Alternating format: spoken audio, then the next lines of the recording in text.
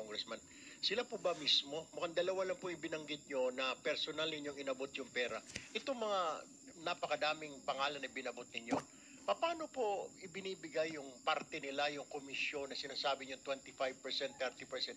Sino po? May tao po ba? May bagman po ba? Kadalasan po, ako po ang nagbibigay o minsan po may inuutusan po ako, nagtatawagan lang po kami para sa hinihingi.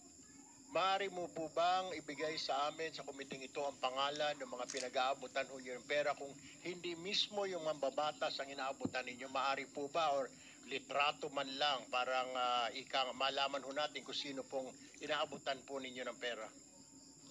Kay Terence Calatrava po, nag-usap po kami nito sa kanyang kondo po sa Makati.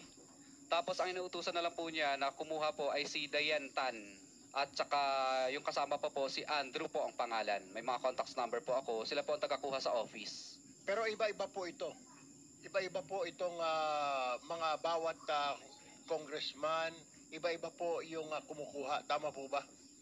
Opo, makadalasan po parang mga COS nila or mga pinagkakatiwalaan nilang tagakuha lang po. Opo. For example po, si Kong Roman Romulo naman po.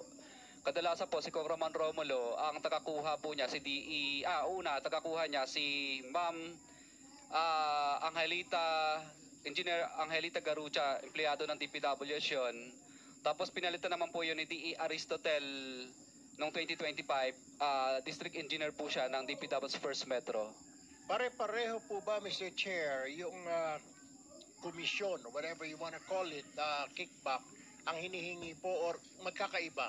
Ibang isang mambabatas ganito ang presyo or halos standard po ang hinihingi nila at magkano po ba yan? Isa lang po ang pattern. Basta insertion or ang program po, 25% po lagi. Insertion or ang program, 25% po yon. Opo. Para po kanino raw? Para po daw po kay, lagi ko narinig ang salita nila kay Saldico at saka kay Speaker po, ang narinig kong salita.